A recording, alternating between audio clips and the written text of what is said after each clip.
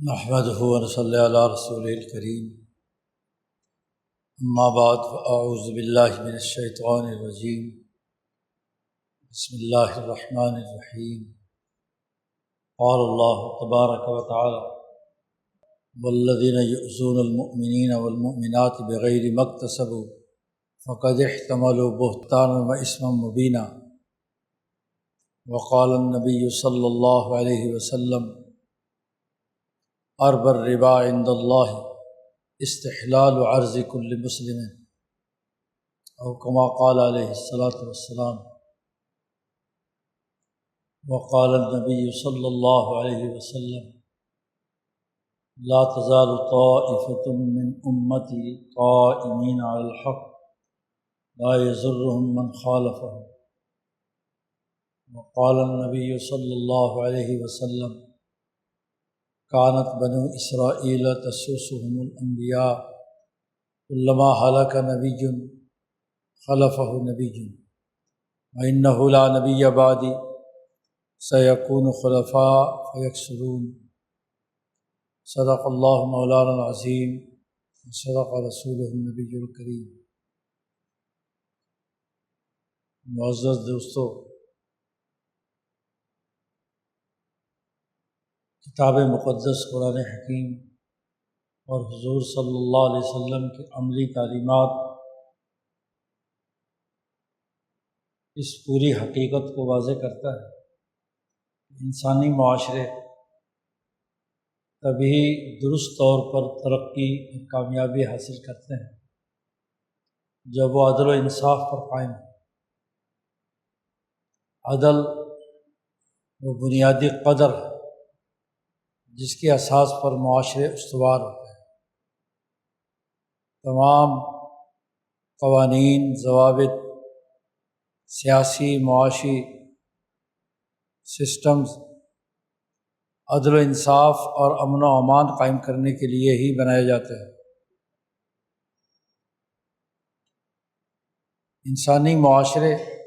جان، مال، عزت، آبرو کے تحفظ کی اساس پر وجود میں آتے ہیں۔ انسانوں کی جان محفوظ نہ ہو، انسانوں کے مال محفوظ نہ ہو، انسانوں کی عزتیں محفوظ نہ ہوں، وہ معاشرہ انسانی نہیں ہے، بلکہ جانوروں کا ایک ایسا جنگل ہے جس میں کوئی قانون اور ضابطہ روب عمل نہیں آتا۔ طاقتور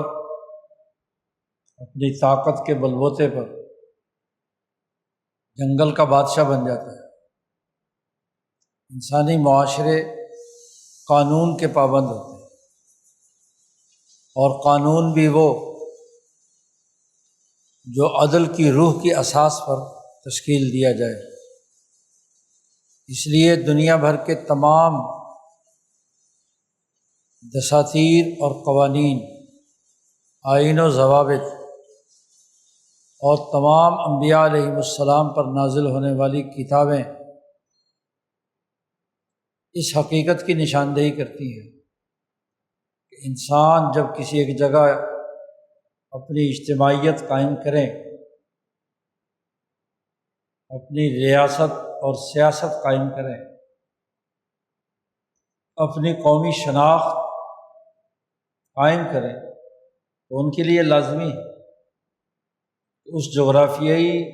محل وقوع میں جتنے انسان بھی بستے ہیں ان کے درمیان عدل و انصاف کو یقینی بنایا جائے۔ انسانی عقل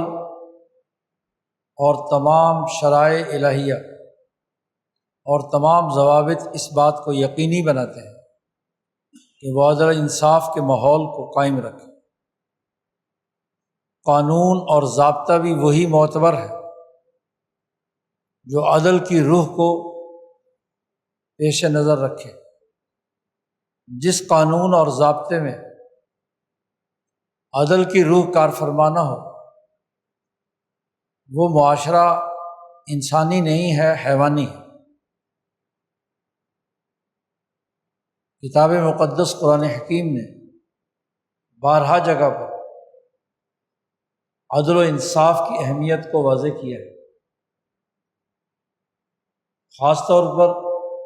حکمرانوں کے لیے، قانون سازوں کے لیے،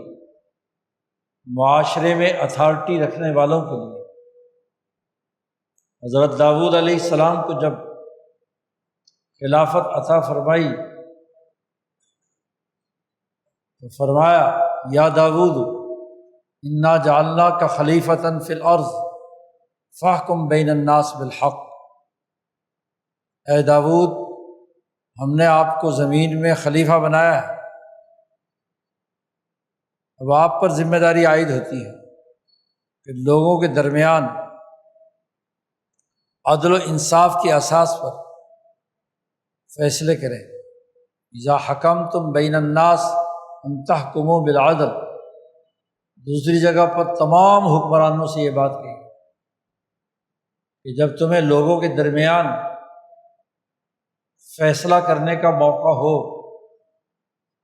تم ایک اتھارٹی رکھتے ہو، تمہارے پاس حکمرانی کے اختیارات ہیں، قاضی اور جج لوگوں کے درمیان عدل و انصاف کی اساس پر فیصلہ کرو۔ ظلم اور ناانصافی کی بنیاد پر نہ تو کوئی معاشرہ استوار رہ سکتا ہے، نہ ہی اس معاشرے کی ساخت اور بنیاد صحیح رہ سکتی ہے۔ وہ حکمران جو ظلم کی اساس پر قوانین بنائیں یا ان کا نفاذ کریں، وہ دراصل انسانیت کی توہین کرتے ہیں۔ اصولی بات تمام مذاہب، تمام قوانین اور تمام شرائع الہیہ میں یہی رہی ہے۔ خاص طور پر مسلمانوں کو حکم دیا گیا ہے، دین اسلام کو ماننے والی جماعت کے لیے، اور ان میں بھی وہ لوگ جو اسلام کی حکومت قائم کرنے کے لیے اپنی ریاست کی تشکیل کے دعوے دار، ان پر تو یہ لازمی ہو جاتا ہے کہ وہ کتاب مقدس قرآن حکیم بلکہ دساتیر عالم کی روشنی میں ایسے فیصلے قطعاً نہ کریں جو عدل و انصاف کی روح کے منافی ہو۔ یہ آیت مبارکہ جو تلاوت کی گئی ہے، پہلی آیت میں تو یہ واضح حکم دیا گیا کہ جب تم کوئی فیصلہ کرو، کوئی قانون بناؤ، کوئی آرڈر جاری کرو، تو وہ عدل و انصاف کی بنیاد پر ہونا چاہیے۔ عدل کہتے ہیں اس نسبت مساوات کو جو دو فریقوں یا دو سے زائد فریقوں کے درمیان ہوتا ہے، یعنی انسانی معاشرے کے تمام افراد بحیثیت انسانیت یکساں حقوق کے مالک ہیں، اور اس یکساں حقوق کے میں یہ ضروری ہے کہ ان کی انسانیت کو کسی بھی صورت میں کوئی غذا نہ پہنچے، خواہ ان کی جان ہو، ان کا مال ہو، ان کی عزت ہو۔ تین چیزوں میں عدل کی روح کا برقرار رہنا ضروری ہے۔ باقی رنگ، زبان، نسلوں اور معاشی حوالے سے اختلاف ہو سکتا ہے، کسی کے پاس ایک خاص قسم کی زبان بولنے کی استعداد ہے، دوسری نہیں ہے۔ نسل کا اختلاف ہو سکتا ہے، کوئی ایک گھر میں پیدا ہوا، کوئی دوسری نسل میں پیدا ہوا۔ خطوں اور جغرافیائی محل وقوع کا اختلاف ہو سکتا ہے، وسائل معاش میں بھی 19-20 کا فرق ہو سکتا ہے، لیکن تین باتوں میں کسی صورت کے اندر فرق روا رکھنا درست نہیں ہے۔ امن و امان میں ہر انسان کی جان کی حفاظت، وہ محترم فرد ہے، انسان ہے، اس کی اس انسانی حق کی حفاظت کرنا لازمی اور ضروری ہے۔ اس انسان نے محنت و مشقت سے مال کمایا ہے، اس مال کی حفاظت تھوڑا ہے یا زیادہ ہے، وہ کسی غریب کا ہے یا امیر کا ہے، کتنی مقدار ہے، کس حالت کی ہے، محنت اور مشقت سے کمایا ہوا ہے، تو اس کی حرمت اور اس کی حفاظت کو یقینی بنانا یہ ریاست کی ذمہ داری۔ اور تیسری بڑی بنیادی چیز، اس کی عزت کو محفوظ رکھنا۔ کوئی ایسی الزام تراشی یا بہتان تراشی جو انسانوں کی انسانیت کو ڈیمیج کرے، ان کی عزت کو پامال کرے، وہ درست نہیں۔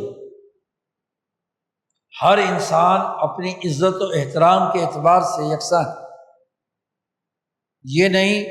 طاقتور کی عزت اور کمزور آدمی کی عزت نہ ہو،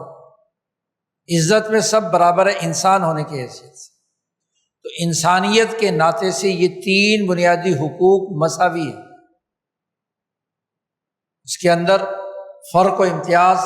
نہیں کیا جا سکتا، عدل کے اصول پر ہے۔ اسی لیے نبی اکرم صلی اللہ علیہ وسلم نے حجۃ الوداع کے خطبے میں فرما دیا تھا، الا ان دماءکم واموالکم واعراضکم حرام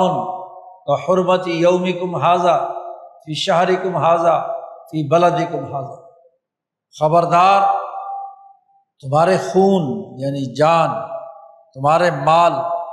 اور اعراضکم جمع ہے عرض کی، تمہاری عزتیں، یہ اسی طرح محترم ہیں جیسے خانہ کعبہ محترم، یہ دن محترم، یہ مہینہ محترم، یہ شہر محترم۔ احترام انسانیت کا تعلق ان تین دائروں سے،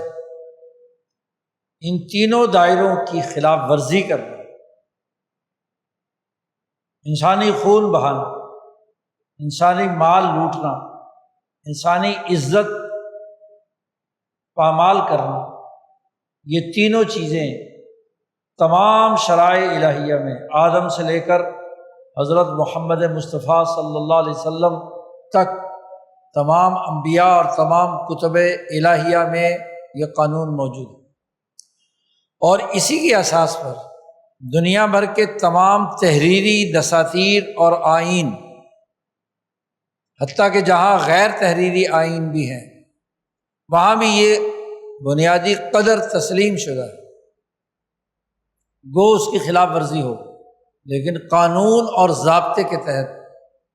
ان تینوں چیزوں کا احترام ضروری ہے۔ اور پھر اس کو مزید وضاحت کے ساتھ قرآن حکیم کی دوسری آیت میں بڑی تفصیل سے یہ بات واضح کر دی گئی، والذین یؤذون المؤمنین والمؤمنات، جو لوگ مومن عورتوں اور مومن مردوں کو تکلیف پہنچاتے ہیں بغیر مکتسبوا، بغیر کسی جرم کے۔ ہاں، کسی انسان نے جرم کیا ہے، خود کسی دوسرے انسان کی جان لی ہے، کسی دوسرے انسان کا مال لوٹا ہے، کسی دوسرے انسان کی عزت پامال کی ہے، وہ تو مجرم ہے۔ مجرم کو ایذا دینا یا سزا دینا ضابطوں کے تحت عدالتی پروسیجر کے ذریعے سے وہ تو ہو سکتا ہے، لیکن بغیر مکتسب،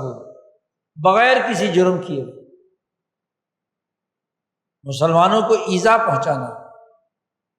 فقد احتملوا بہتانا واثما مبینا۔ تو جو لوگ اس طرح کی حرکت کرتے ہیں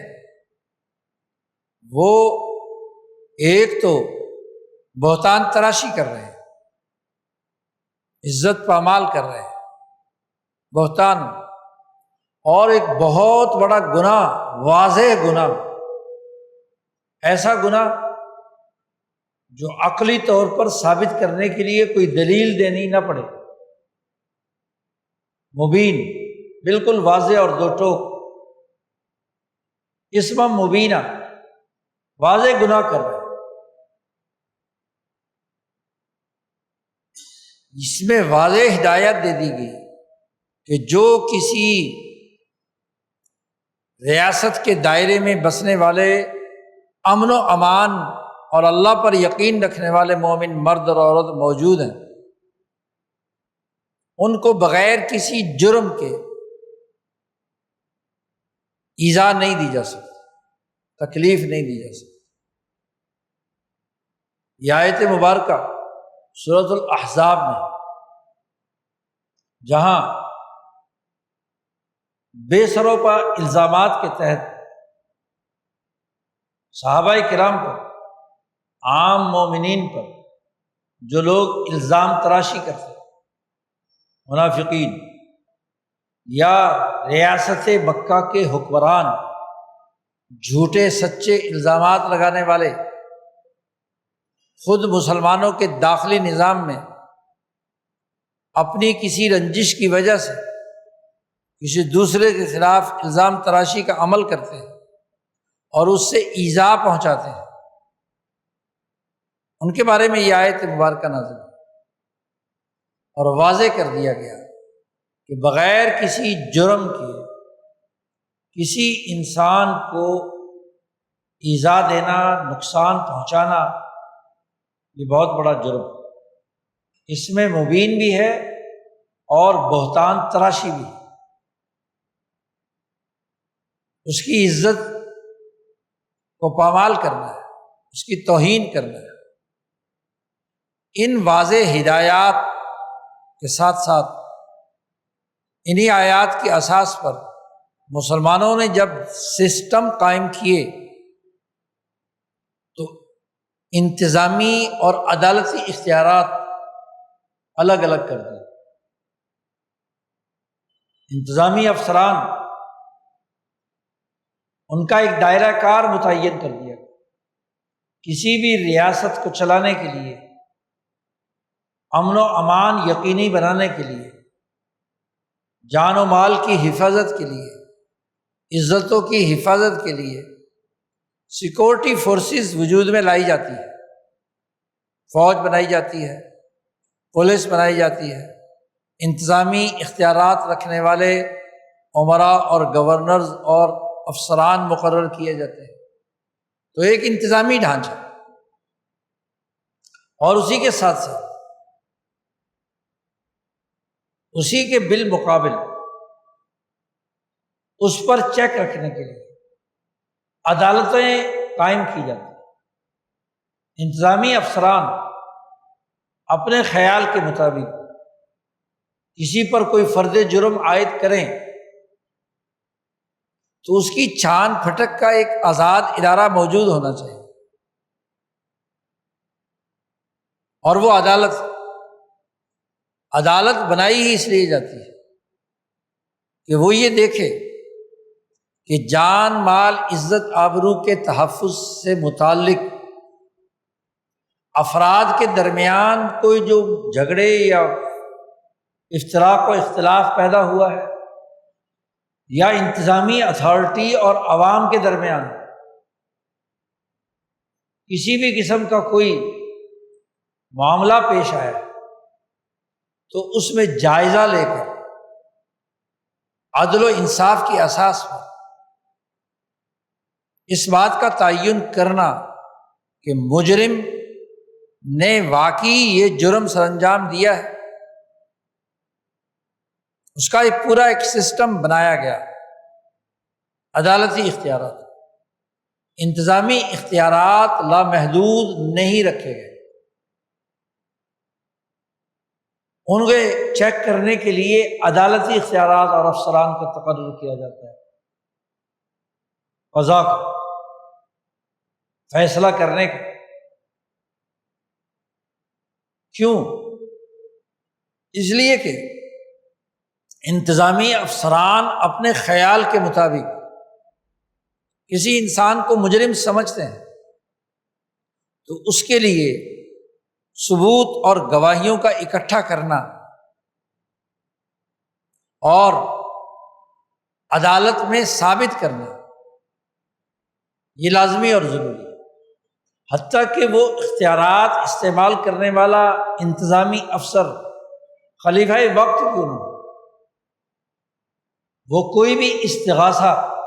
عدالت میں دائر کرتا ہے تو دائر کر کے ثابت کرنا ہو۔ خلفائے راشدین کی بہت سی مثالیں موجود ہیں جس میں انہوں نے اس چیز کو یقینی بنایا کہ جو وہ حکم جاری کرنے لگے ہیں، وہ قانون جاری کرنے لگے ہیں، یا مجلس مشاورت میں اسے پیش کر کے اس کے حوالے سے مختلف آراء لے کر اس چیز کو یقینی بنایا گیا کہ عدل کے خلاف کوئی فیصلہ نہ ہونے پائے، اور اگر مشاورت کا موقع نہ ہو اور خود خلیفہ وقت کو ضرورت پیش آئی ہے کہ وہ اپنے کسی حق کے لیے کوئی مطالبہ لے کر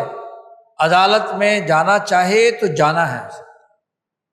وہ اپنے انتظامی اختیارات کے ساتھ فیصلہ نہیں کر سکتا۔ عمر فاروق رضی اللہ تعالیٰ عنہ جب بھی کوئی نیا حکم جاری کرتے تھے تو پہلے صحابہ سے مشاورت کا پورا اہتمام کیا جاتا، لوگوں سے پوچھا جاتا تھا کہ یہ قانون جو ہم جاری کرنے لگے ہیں کیا یہ انسانیت کے ان 3 بنیادی حقوق پر ڈاکہ تو نہیں ڈال رہا؟ عمر فاروق رضی اللہ تعالیٰ عنہ نے ارادہ کیا کہ مدینہ میں نکاح کے مہر بہت زیادہ بڑھنے لگے، مقدار بھی اور کثرت سے مال اس کے اندر مہروں میں طے ہونے لگا، جس کے نتیجے میں نکاح کرنا، شادی کرنا مشکل ہوتا جا رہا ہے، ایک انتظامی مسئلہ ہے۔ تو عمر فاروق نے ارادہ کیا کہ یہ جو مہر زیادہ سے زیادہ مہنگا بنانے کا جو طرز عمل چل چکا ہے، انتظامی اختیارات کے تحت اس کو روک دینا چاہیے، پابندی لگ جائے کہ اس سے زیادہ مہر مقدار جو ہے وہ متعین نہیں کی جا سکتی۔ ارادہ فرمایا، اس کا اظہار فرمایا تو ایک بڑھیا خاتون کھڑی ہو گئی، اس نے کہا اے عمر، تجھے ہم عورتوں کے حقوق پر ڈاکہ ڈالنے کی کس نے اجازت دی؟ قرآن تو کہتا ہے کہ ایک عورت کا مہر سونے کا ایک بہت بڑا ڈھیر بھی مقرر کیا جا سکتا ہے، احداہن قنطار، ایک قنطار کہتے ہیں بہت بڑا سونے کا ڈھیر، جس میں بہت سارے زیورات، سونا چاندی اور چیزیں، تو تم وہ مہر واپس نہیں لے سکتے۔ قرآن نے تو یہ بات کہی ہے، تو پھر آپ اگر مہر زیادہ بڑھ رہے ہیں تو یہ عورتوں کے فائدے کی بات ہے، تو آپ ہمارے حقوق پر پابندی نہیں لگا سکتے انتظامی اختیارات کے تحت کہ جی اس کا اتنا مہر ہو اور اتنا مہر۔ عمر فاروق رضی اللہ تعالیٰ عنہ جب اس خاتون کی بات سنی اور یہ آیت پر غور و فکر کیا تو فوراً رک گئے، یہ انتظامی قانون نافذ نہیں کیا۔ کان وقافا عند کتاب اللہ تعالی، اللہ کی آیت ان کے سامنے پڑھ کر سنا دی جاتی تو وہیں رک جاتے، کوئی نیا انتظامی حکم جاری نہیں فرمایا۔ ٹھیک ہے، اسی طریقے سے حضرت علی رضی اللہ تعالیٰ عنہ کی زرہ گر جاتی ہے، سب کو پتہ ہے کہ حضرت علی کی زر، اور ایک یہودی اس گم شدہ راستے میں پڑی ہوئی زرہ کو اٹھا لیتا ہے۔ یہودی کے خلاف مقدمہ لے کر حضرت علی رضی اللہ تعالیٰ عنہ قاضی شریح جو تابعی ہیں، صحابی بھی نہیں ہیں، ان کی عدالت میں پہنچے۔ خلیفہ وقت، انتظامی اختیارات موجود ہیں، امیر المومنین ہے، امیر المومنین کی حیثیت سے وہ اپنی اتھارٹی استعمال کر سکتے ہیں، جبکہ یہ بات یقینی ہے کہ یہ زرہ حضرت علی رضی اللہ تعالیٰ عنہ کی تھی، لیکن نہیں، اپنی ذات کے لیے یا اپنی معلومات کی بنیاد پر انتظامیہ اپنے کسی انتظامی حکم پر عمل درآمد شروع کر دے، ایسا نہیں ہو سکتا۔ عدالت میں جانا ضروری ہے، قاضی شرح کی عدالت میں حاضر ہوتے ہیں، دعویٰ دائر کرتے ہیں۔ قاضی شرح وہ ہیں جنہیں قاضی مقرر کیا تھا حضرت عمر بن خطاب رضی اللہ تعالیٰ عنہ نے کوفہ کا، اور حضرت علی رضی اللہ تعالیٰ عنہ جب امیر المومنین بنے، حضرت عثمان کے زمانے میں بھی قاضی، اور پھر حضرت علی رضی اللہ تعالیٰ عنہ نے بھی انہیں اس عہدے پر برقرار رکھا۔ حالانکہ انتظامی اختیارات کے تحت آپ کسی اور کو قاضی بھی مقرر کر سکتے تھے، لیکن قاضی ہیں، جب قاضی ہیں، جج ہیں، تو ان کی عدالت میں خود دعویٰ دائر کرتے ہیں اس یہودی کے خلاف کہ یہ زرہ جو اس نے پہن رکھی ہے یہ میری، یہ مجھے دلائی جائے۔ اور پھر اس عدالتی پروسیجر کے تحت جو نبی اکرم صلی اللہ علیہ وسلم نے بات واضح کر دی کہ البینۃ للمدعی والیمین علی من انکر، کہ جو دعویٰ کر رہا ہے وہ گواہ پیش کرے، اور گواہ بھی عادل ہونے چاہیے، جن سے آپ کا کوئی خونی رشتہ یا ملکیت کا رشتہ نہ ہو، غیر جانبدار عادل گواہ ہوں، وہ مدعی پیش کرے۔ اب قاضی شرح نے حضرت علی رضی اللہ تعالیٰ عنہ سے پوچھا کہ آپ کے پاس کوئی گواہ ہے؟ انہوں نے کہا کہ ہاں گواہ ہے، یہ ذرا میری۔ کون کون؟ ایک گواہ میرا بیٹا ہے، اور ایک گواہ میرا غلام ہے۔ غلام جانتا ہے کہ یہ ذرا میری ہے، اور میرا بیٹا امام حسن جانتے ہیں کہ یہ کیا ہے، ذرا میری۔ ان دونوں کی گواہی، قاضی صاحب کہتے ہیں ان دونوں کی گواہی معتبر نہیں ہے آپ کے حق میں۔ ایک آپ کا حقیقی بیٹا ہے تو بیٹے کی باپ کے حق میں گواہی غیر جانبدار نہیں ہو سکتی۔ حالانکہ کہاں حضرت علی، کہاں حضرت حسن، ان کی بات غلط کیسے ہو سکتی ہے؟ لیکن خونی رشتہ ہے، خونی رشتے کی بنیاد پر گواہی قابل قبول نہیں ہو سکتی، اس میں شائبہ ہے۔ عام لوگوں کو یہ شبہ رہے گا کہ اپنے خونی رشتے کی وجہ سے یہ گواہی دے رہا ہے، وہ صاف ستھری گواہی ہے۔ اسی طریقے سے جو غلام ہے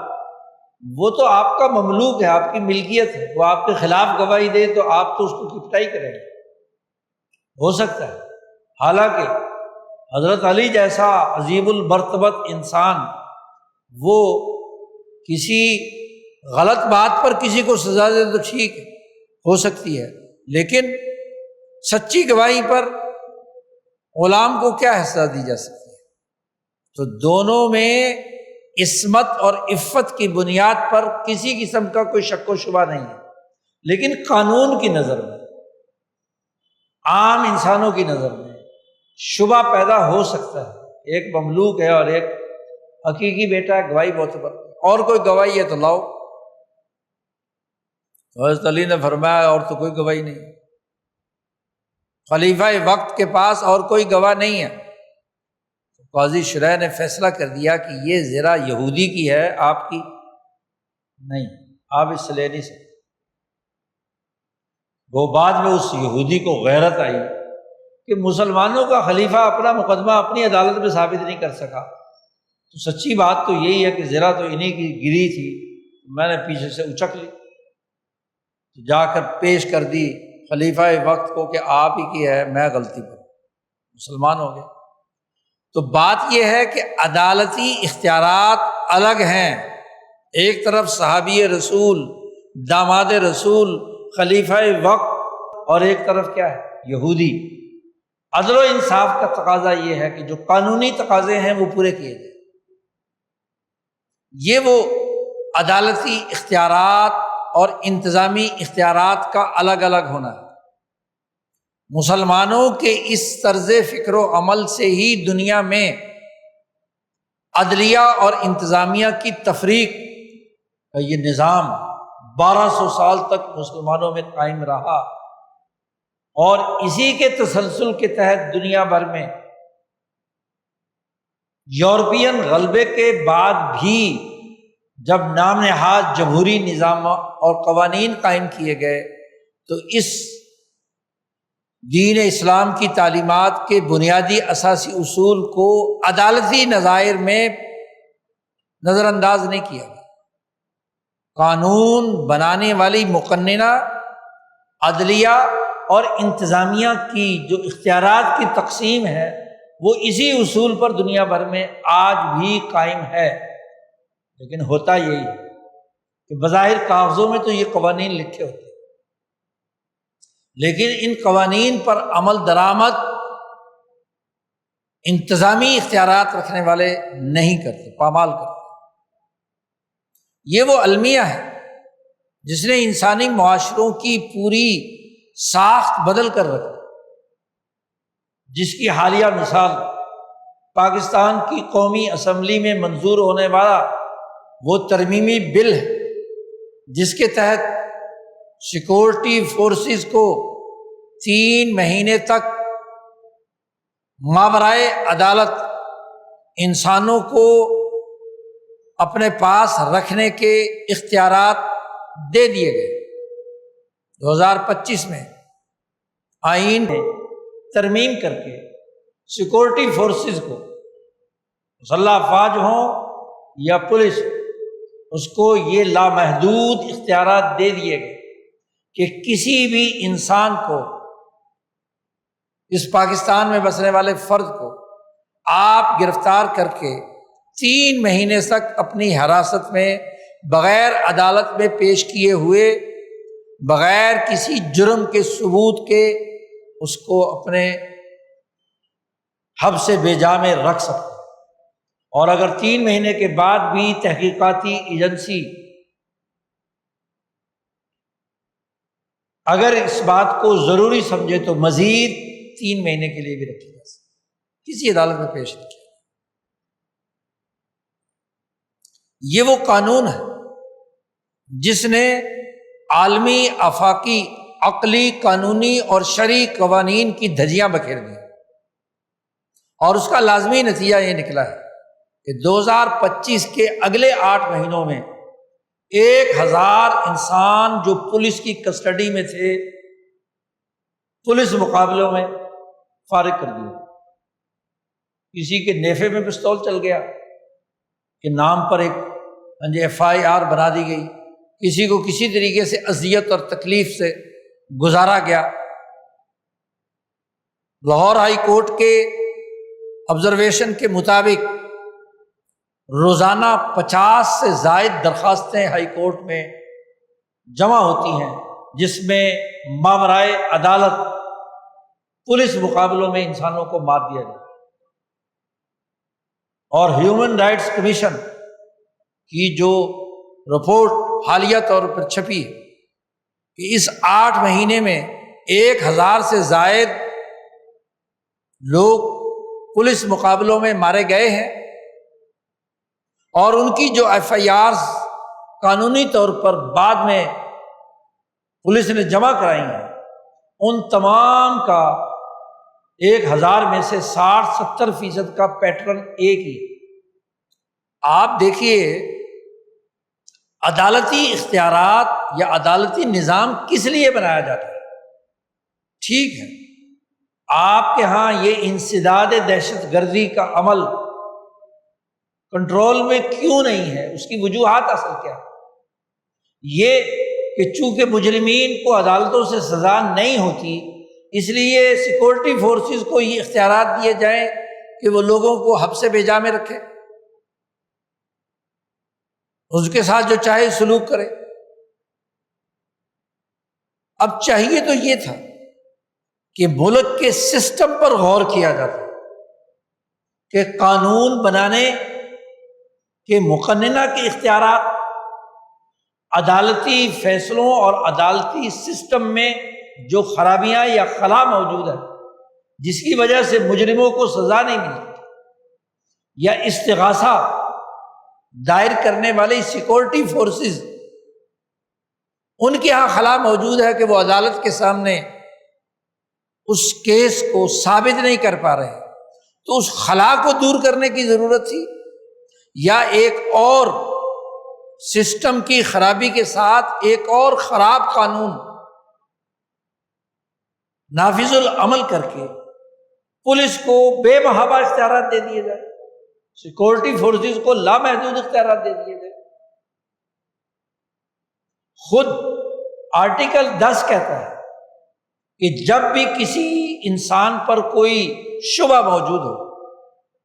اور اس کو پولیس حراست میں لے تو اسے عدالت میں پیش کرنا اگلے دن ضروری ہے۔ عدالت کے ذریعے سے ہی اس کی تحقیق و تفتیش اور اس کے مقدمے کو آگے بڑھنا چاہیے۔ ماورائے عدالت خود ہی انتظامی اختیارات، خود ہی فیصلے، خود ہی اس کے مطابق کیا ہے کردار ادا کرنے کا عمل، یہ تو معاشرے کو جنگل کی طرح طاقتور کی حکمرانی کا ماحول پیدا کر دینا ہے، معاشرے کی بنیادی ساخت کو خراب کرنا۔ سوچنا تو اس بات پر تھا کہ آج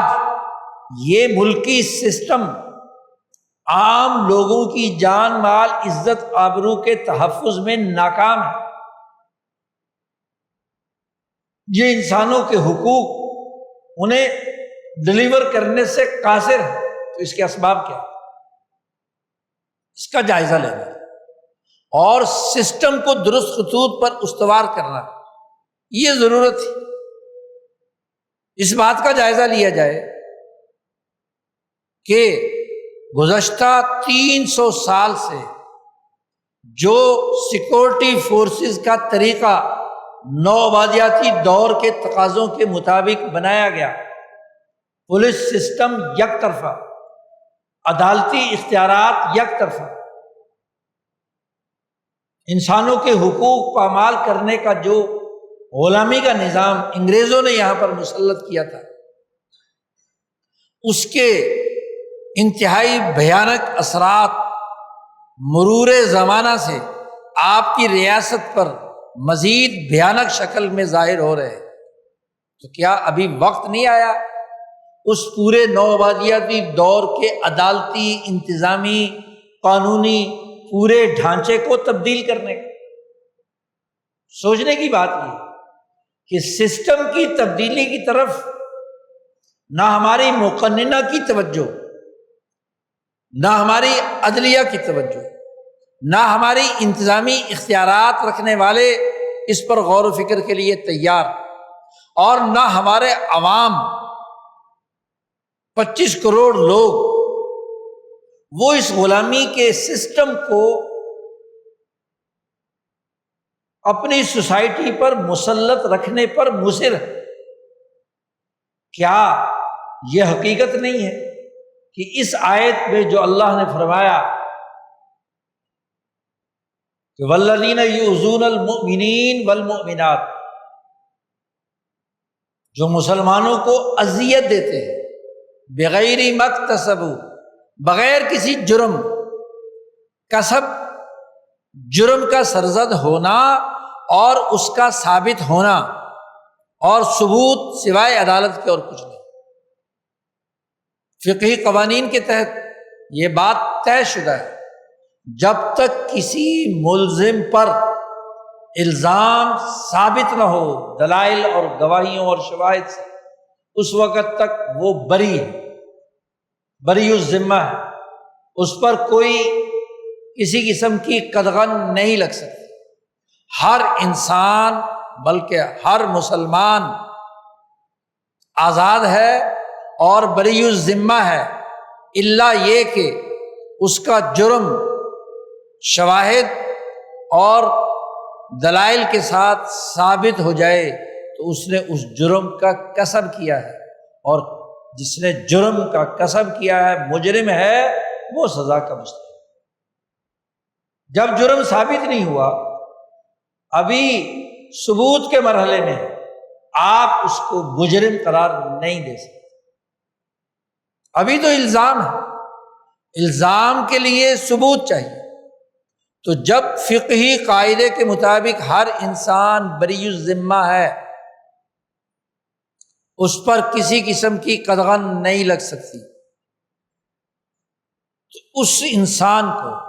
بغیر کسی جرم کے اکتساب کے اس کو ایذا پہنچانا، تکلیف پہنچانا، اس کو قرآن نے کہا فقد احتملوا، انہوں نے ایک بہت بڑا بہتان باندھا ہے۔ خود انتظامیہ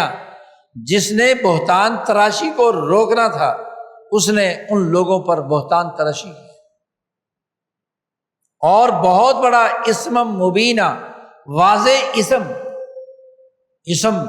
ایک اصطلاح ہے قرآن، ایک البر اور اس کی ضد ہے الاسم۔ بر کا مطلب امام شاہ ولی اللہ نے حجت اللہ میں اس کی وضاحت کی کہ بر 12 مادہ، ذمہ داریوں سے پورا عہدہ برآ ہونا، جو ذمہ داری آپ پر لگی ہے، آپ اس ذمہ داری کو، وہ ذمہ داری انسانیت کے نقطۂ نظر سے ہے، دین اسلام کو قبول کر کے آپ نے کوئی ذمہ داری اپنے ذمہ لی ہے، آپ نے اس کائنات کے ذات باری تعالیٰ وحدہ لا شریک کی وحدانیت کو قبول کر کے، فرشتوں پر ایمان رکھ کر، کتابوں اور رسولوں پر ایمان رکھ کے ایک حلف اٹھایا ہے، شہادت دی ہے، اشہد اللہ الہ الا اللہ و اشہد ان محمد رسول اللہ۔ ان چاروں دائروں میں جو ذمہ داریاں آپ نے قبول کی ہیں، بحیثیت انسان، نوع انسانی، بحیثیت ملأ اعلیٰ، بحیثیت اللہ اور اس کے رسول پر ایمان، بحیثیت قانون اور ضابطے کے آپ نے جو ذمہ داریاں قبول کی ہیں، ان ذمہ داریوں سے عہدہ برآ ہونے کا نام البر۔ قرآن نے ایک پوری آیت میں بر کی ذمہ داریاں بتائی ہیں، لیس البر ان تولوا وجوہکم قبل المشرق والمغرب ولکن البر من آمن باللہ سے لے کر معاہدات انسانی تک 13 بنیادی دائرے متعین کیے ہیں کہ اس پر جو آدمی پورا کام کر رہا ہے وہ بر پر عمل کرنا۔ ان تمام امور کی خلاف ورزی اسم، اگر وہ ایمان رکھتا ہے انتظامی افسر اللہ پر، تو اسم یہ ہے کہ اس نے اللہ کی ذمہ داری کو پورا نہیں کیا۔ اگر وہ ایمان رکھتا ہے محمد مصطفیٰ صلی اللہ علیہ وسلم پر، اور اس نے بغیر کسی جرم کے کسی انسان کو ایذا دی، تو انہوں نے رسول اللہ صلی اللہ علیہ وسلم کو ایذا دی، یہ اسم کیا۔ وہ کتاب مقدس قرآن پر ایمان رکھتا ہے، تو اس کتاب مقدس قرآن کی خلاف ورزی یہ بھی اسم۔ جو معاہدات، جس معاہدے کے تحت ریاست وجود میں آئی، اس کا آئین اور قانون بنا،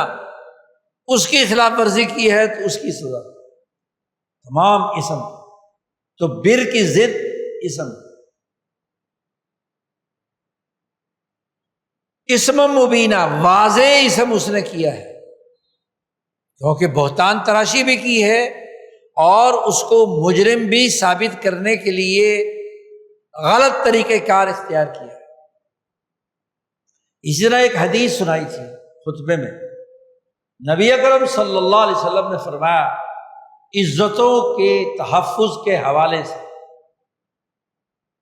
انتظامی افسران کو خاص طور پر آپ صلی اللہ علیہ وسلم نے فرمایا، بلکہ پوچھا صحابہ سے کہ سب سے بڑا سود کیا ہے؟ ارب الربا ما ہوا، سب سے بڑا سود کیا ہے؟ صحابہ نے عرض کیا یا رسول اللہ ہمیں نہیں معلوم، آپ بتا دیں۔ تو آپ صلی اللہ علیہ وسلم نے فرمایا، عائشہ صدیقہ رضی اللہ تعالیٰ عنہ کی روایت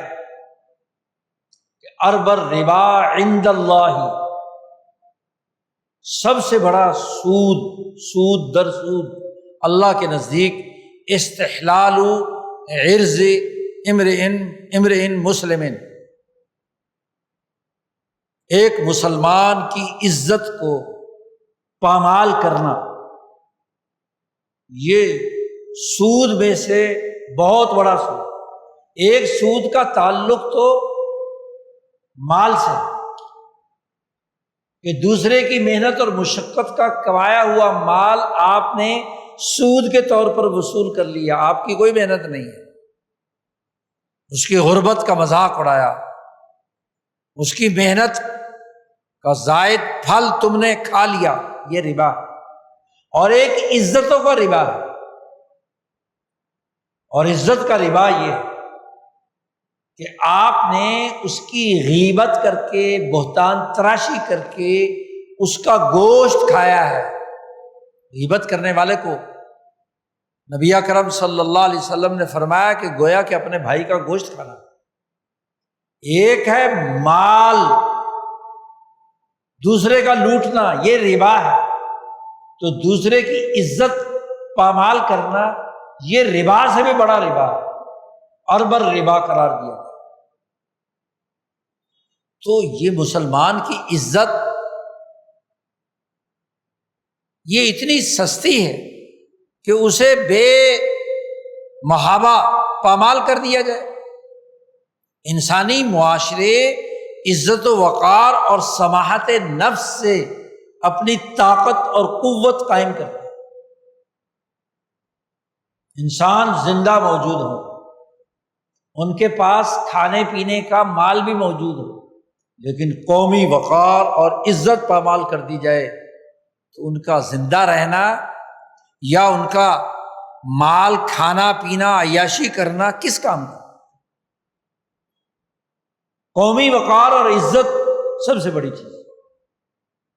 جو تہذیب یافتہ قومیں ہوتی ہیں، ترقی یافتہ، وہ اپنے قومی وقار پر اپنی جان اور مال قربان کرنے کے لیے تیار۔ جو آدمی اپنے قومی وقار اور اپنی عزت کی بقا کے لیے قتل کر دیا گیا وہ شہید ہے۔ من قتل دون مالہ فہو شہید، جو اپنے مال کی حفاظت کرتے ہوئے، اپنے قومی وسائل کی حفاظت کرتے ہوئے قتل کر دیا گیا تو وہ بھی شہید۔ اور شہداء کا مقام قرآن حکیم میں جا بجا اور آیات میں اتنا بلند بیان کیا گیا۔ عزت اور قومی وقار ہی تو اصل ہوتا ہے۔ ریاستوں کی اور قوموں کی شناخت قومی وقار سے ہوتی ہے، قومی وسائل کی حفاظت سے ہوتی ہے،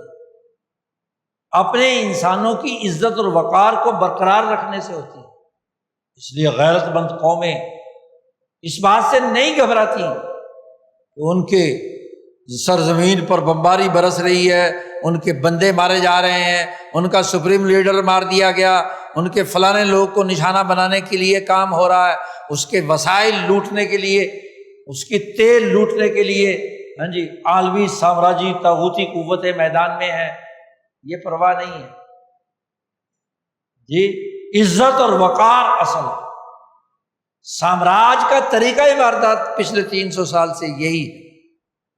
کہ لوگ رہیں، اچھا کھائیں، غلام کو خوب کھلاؤ، ادھر ادھر سے لا کر پیسے دو، اس کے وسائل میں سے کچھ حصہ انہیں دے کر انہیں خوب لٹواؤ، خاص طور پر ان کے جو قارون صفت حکمران ہیں جی، ان تمام خوف زدہ انسانوں کے جسموں کو محفوظ رکھو، لیکن ان کی عزت اور ان کا قومی وقار وہ گروی رکھ دو سامراج کے قبضے میں۔ بھائی 1947 یا نو آبادیاتی دور کے خاتمے کے بعد دنیا میں عالمی سامراج نے براہ راست تو ان خطوں پر قبضہ ختم کر دیا، لیکن ان کو ایک ایسی ریاست کے دڑبے میں بند کر دیا جس میں ان کی عزت کچھ نہیں، ان کو جو آرڈر ملے گا کام کرنا ہے، عزت پامال، وسائل لٹ رہے ہیں، امن و امان تباہ ہے، اور حکمران طبقہ عیاشی کرتا ہے، ان کے مفادات کے لیے قوانین بن رہے ہیں، ان کے تحفظ کے لیے آئین میں ترمیمات کی جا رہی ہیں۔ لیکن جو غیرت والی قومیں، قرآن جن کی شہادت دیتا ہے، جو بہتان تراشی برداشت نہیں کرتی بغیر کسی جرم کے، جن کو ایذا دی جا رہی ہے، وہ اپنے قومی وقار پر سودا کرنے کے لیے تیار نہیں، اپنے قومی وسائل کو لٹوانے کے لیے تیار نہیں ہے۔ یہ وہ بنیادی حقیقت ہے جسے سمجھنا ہے۔ آج ہماری ریاست لا قانونیت کے اس دھانے پر پہنچ چکی ہے کہ پہلے سیاسی سسٹم کی تباہی، معاشی سسٹم کی تباہی اور غلامی، اب قوانین کے ذریعے سے ماورائے عدالت، ماورائے آئین انسانوں کے لیے ایسی ترامیم اور ایسا طور طریقے نافذ کرنا کہ جو اس ظلم کے نظام کی تسلسل اور خرابی کو بڑھانے کا ذریعہ بن گیا۔ قومی وقار، عزت و احترام، اب کیا کسی انسان کی عزت اور احترام ہے کہ جس کو بغیر بتائے اٹھا کر غائب کر دیا جائے، بندہ ہی غائب، عدالت میں پیش نہیں کیا، کب تک رکھا کب تک نہیں رکھا، 3 مہینے کب پورے ہوتے؟ ترمیم کی ہے 3 سال کے لیے، تو 3 مہینے تو لکھنے میں ہے، 3 سال تک بھی کیا ہے؟ اور پھر جب 3 سال پورے ہونے لگیں گے پھر اور 3 سال۔ اور عجیب تماشا ہے کہ 70-80 سالوں سے ہر دور میں اسی طرح کے قوانین حکمرانوں نے بنائے، اور ہوتا یہی ہے کہ جو اس قانون کو نافذ کرتا ہے 3-4 سال بعد خود جب وہ حکومت سے اترتا ہے اس قانون کی زد میں آتا ہے۔ آج اگر کوئی خاص جماعت یا کوئی خاص طبقات اس قانون کی زد میں آ کر عدالتوں میں پڑے سڑ رہے ہیں، جیلوں میں پڑے سڑ رہے ہیں، ماورائے عدالت، عدالت میں مقدمہ نہیں، اور یہی قانون، یہی حکمران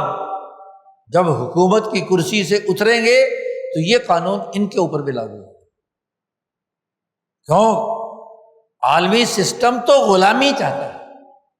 اور جو غلامی سے انکار کرے اس کے لیے قانون کے نام پر لا قانونیت۔ تو سسٹم پر غور و فکر کی ضرورت ہے۔ آج ہم تمام 25 کروڑ لوگوں کو سسٹم کے تناظر میں اپنی ریاست کے امور کو چیک کرنا چاہیے، پرکھنا چاہیے۔ وہ عدالت ہو، عدالتی فیصلے ہوں، پارلیمنٹ ہو، پارلیمنٹ کی قانونی ترامیم ہو، وہ انتظامیہ ہو، انتظامی افسران کے انتظامی احکامات ہوں، یا عام عوام، پڑھے لکھے باشعور لوگ، علماء ہوں، مفتیان ہوں، انجینئرز ہوں، ڈاکٹر ہوں، وکلاء ہوں، یہاں کی اجتماعی دانش، اب وقت آ گیا ہے کہ اپنے سسٹم پر غور کرو۔ سسٹم کے اندر اس طریقے سے لا قانونیت پھیلانا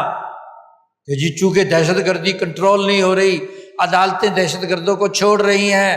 قانون پورا نہیں اتر رہا، سیکورٹی فورسز کہاں جائیں، تو اب سیکورٹی فورسز کو اختیارات دے دیے جائیں، وہ جو چاہے مرضی کریں، دندناتی بھی رہے۔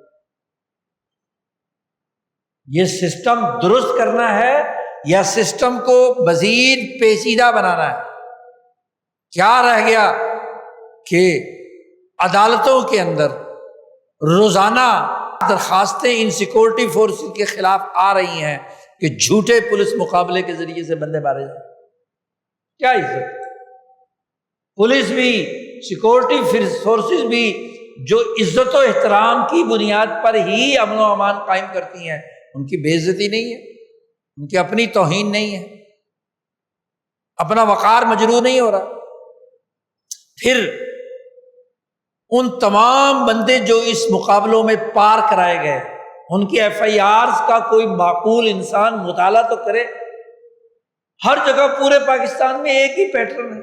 ایک ہی طرح کے مجرم ہیں۔ بھائی کوئی قانونی ضابطہ طریقہ کسی عقلی بنیادوں پر تو کسی لاجک اور منطق کے تحت تو ہو، اس سے زیادہ مذاق اور کیا ہو؟ اور پھر سب سے بڑھ کر اللہ اور اس کے رسول کی خلاف ورزی، شریعت مقدسہ جس کے نام پر یہ ملک بنایا گیا، اسلام کے نام پر، اسلامی نظام قائم کرنے کے نام پر، اس کے تمام فقہی قانونی قاعدے، قرآنی آیات اور احادیث نبویہ کہ علی الرغم ایک قانون، ایک طریقہ کار اختیار کیا جائے تو اسمم مبینہ، یہ اسم اتنا ہی نہیں کہ اس دنیا میں سزا ہوگی، اس کی سزا آخرت میں ہوگی۔ حضرت عمر فاروق رضی اللہ تعالیٰ عنہ یہ آیت قرآن پاک پڑھ رہے تھے، جب اس آیت پر سے گزرے تو صبح کو یہ آیت پڑھ پڑھ کر رو رہے ہیں، والذین یؤذون المؤمنین والمؤمنات بغیر ما اکتسبوا فقد احتملوا بہتانا عظیما۔ صحابہ نے پوچھا امیر المومنین کیا مسئلہ؟ تو فرمانے لگے کہ میں نے کل انصاری کوئی عورت جو کچھ بے احتیاطی کر رہی تھی لباس کے سلسلے میں، تو میں نے انہیں ڈانٹا تھا، میں نے انہیں ایذا دی تھی، تو میں اب لرز رہا ہوں کہ کہیں ایذائے مومن تو نہیں اس آیت کی روشنی میں میرے سے سرزد ہوئی۔ حکمران ہے نا، حکمران کانپ رہا ہے، اور کانپ بھی کون رہا ہے؟ عمر فاروق، کہ ان خواتین کے اوپر میں نے جو ڈانٹ ڈپٹ کی وہ کہیں غیر قانونی تو نہیں ہو گئی، فقد احتملوا بہتانا و اسما مبینہ بن جائے۔ تو صحیح حکمران ہے، ریاست کا تحفظ کرتے ہیں۔ حضرت عمر فاروق رضی اللہ تعالیٰ عنہ اپنے مال سے جو محتاج اور کمزور لوگ ہیں بلکہ عام لوگوں کو کھانا کھلاتے، کھانا کھلا، دسترخوان بچھا ہوا ہے، لوگ کھانا کھا رہے ہیں، ایک آدمی بائیں ہاتھ سے کھانا کھا رہا ہے، دور سے حضرت عمر فاروق نے اسے ڈانٹا، بھئی تو دائیں ہاتھ سے کیوں نہیں کھا رہا؟ اور پھر قریب جب پہنچے تو اس نے کہا امیر المومنین میرا دایاں بازو جو ہے وہ جہاد کے اندر مفلوج ہو گیا، کچھ نہیں کام کرتا۔ اب اس کے پاس بیٹھ کر رو رہے ہیں عمر فاروق کہ تیرے کپڑے کون دھوتا ہوگا، تجھے کھانا کون کھلاتا ہوگا، تجھے استنجا کون کراتا ہوگا، تیرے کام کون کرتا ہوگا۔ اپنی اس ڈانٹ کے اوپر پشیمان ہے، حالانکہ دور سے دیکھ کر ایک ضابطے کے تحت بنیادی بات کی، لیکن قریب جا کر پتہ چلا کہ صورتحال کچھ اور۔ تو حکمران وہ جو اللہ سے ڈرتا ہے، بہتان نہیں کرتا، گناہ نہیں کرتا، اور یہاں بے دھڑک قانون بھی توڑا جا رہا ہے، آئین بھی توڑا جا رہا ہے، شریعت بھی توڑی جا رہی ہے، اسلام کو بھی مذاق بنا کر رکھ دیا۔ یہ اسلامی ریاست ہے۔ ریاست ان تین چیزوں کے تحفظ سے وابستہ ہے اور عدل و انصاف کی بنیاد پر نظام بنانے سے وابستہ ہے۔ جہاں سسٹم عدل و انصاف کا نہیں ہے تو وہ ریاست نہیں ہے۔ کوئی ریاست بغیر سیاست کے قائم نہیں رہ سکتی،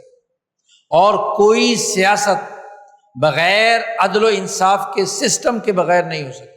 سیاست کا مطلب ہی وہ حکمت عملی، وہ طریقہ کار، وہ سسٹم بنانا ہے جس کے ذریعے سے اس ریاست میں بسنے والے تمام لوگ، ان کی جان مال عزت آبرو کی تحفظ۔ اگر یہ نہیں تو کیسی ریاست اور کون سی سیاست؟ آج غور و فکر کرنا ہے کہ اپنی سوسائٹی میں موجود سسٹم کی خرابیوں پر اس خطے کے 25 کروڑ لوگوں کو اور عالمی سطح پر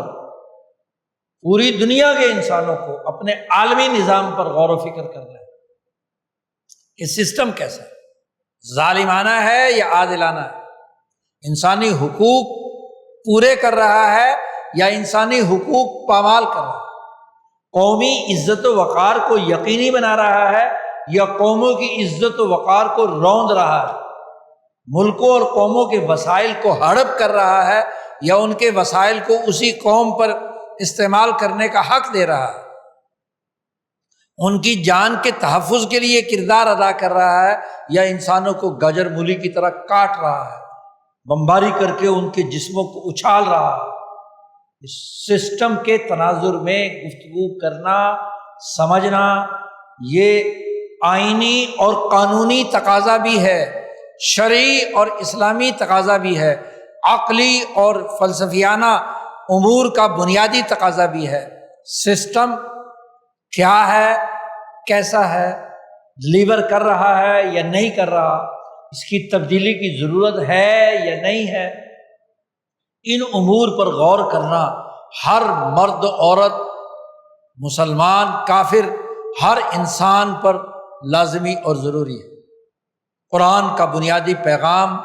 آئین اور قانون کا بنیادی تقاضا اس حوالے سے غور و فکر کر کے اپنی دنیا کے اس معاشرے کو درست رکھنا ہے۔ بہتر سسٹم دنیا میں جیسے انسانوں کو ڈلیور کرتا ہے، اور یہ بہتر سسٹم ہی آخرت میں کامیابی کا ذریعہ ہے، یاد رکھو۔ انفرادیت کی بنیاد پر نہیں، آخرت کے فیصلے بھی اجتماعی سسٹم کی بنیاد پر ہوں گے۔ سورۃ یاسین میں اللہ نے کہا وَامْتَازُوا الْيَوْمَ أَيُّهَا الْمُجْرِمُونَ، مجرموں کی جو اجتماعیتیں ہیں، چوروں کی، ڈاکوؤں کی، قاتلوں کی، ظالموں کی، ہر ایک کی الگ الگ جماعت حشر کے میدان میں الگ الگ ہوگی۔ وہاں بھی اجتماعیت ہے، حشر کے میدان میں اجتماعی طور پر کیا ہے معاملات ہونے۔ افراد کی جو انفرادی کمزوریاں، کوتاہیاں ہیں، امام شاہ ولی اللہ فرماتے ہیں ان کی جزا و سزا تو قبر میں نمٹ جائے گی، عالم برزخ میں۔ انفرادی طور پر کسی نے گناہ کیا ہے، جرم کیا ہے، ہاں جی، کوئی پیشاب کے قطروں سے نہیں بچا،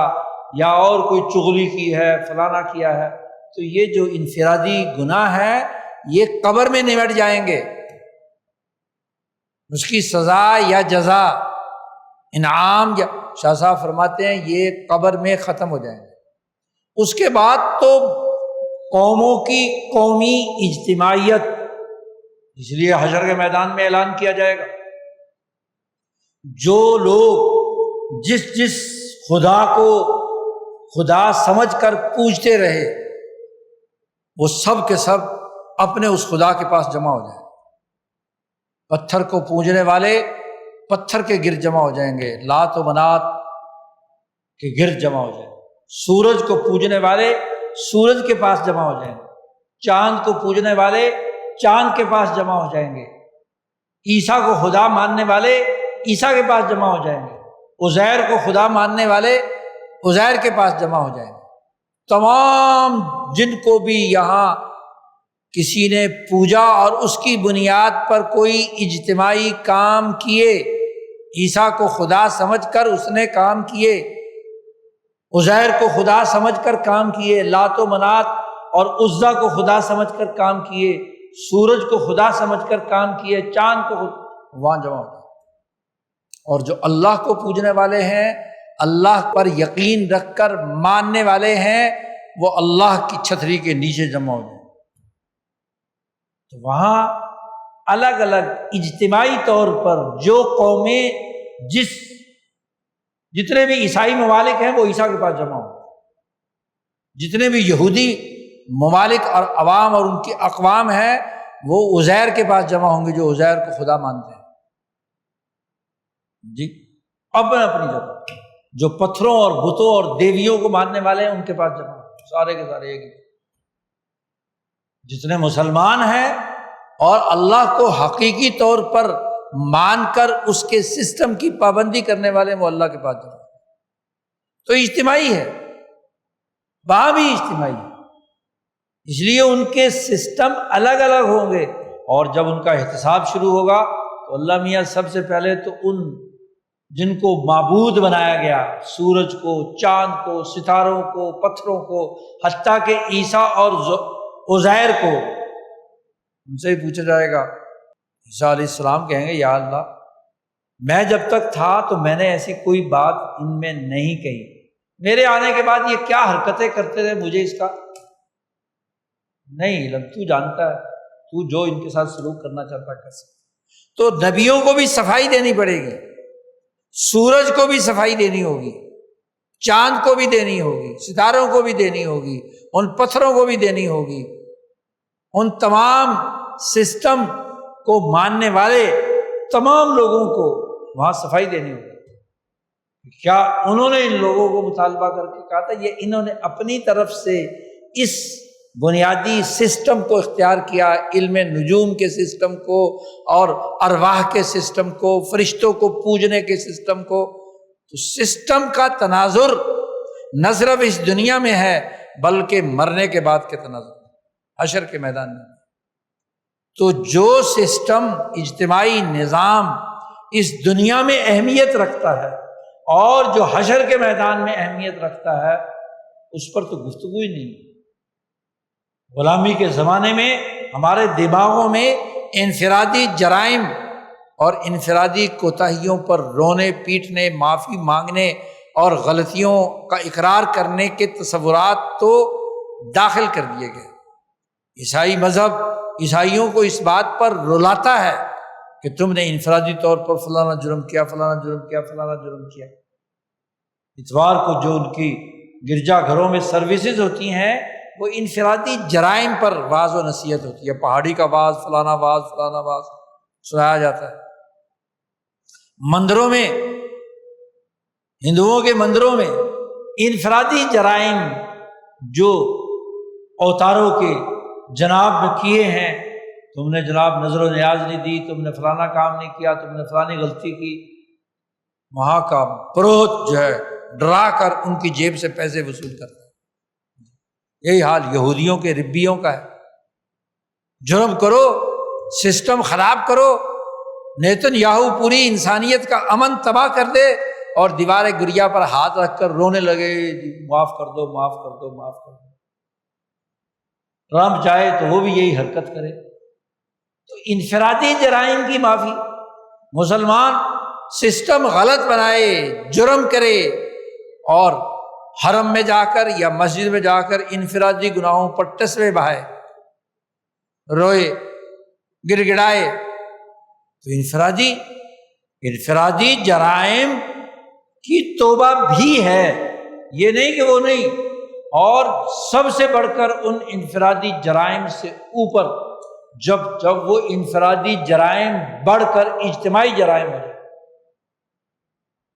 سسٹم کے جرم ہو جائے، پورا سسٹم اس میں مجرم بن جائے، اس کی خرابی انسانیت پر مسلط ہو جائے، انسانی حقوق پامال کرے، تو یہ اس سے بڑی بات ہے۔ لیکن نہ سسٹم پر گفتگو حرم میں ہوتی ہے، نہ مسجد کے ممبر پر ہوتی ہے، نہ قومی اسمبلی کے ایوانوں پر ہوتی ہے، نہ عدالت میں،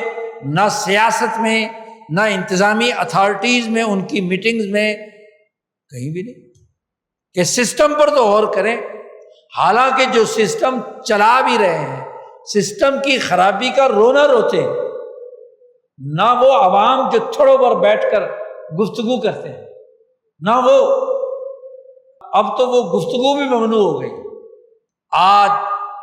قرآن، حدیث، فقہ،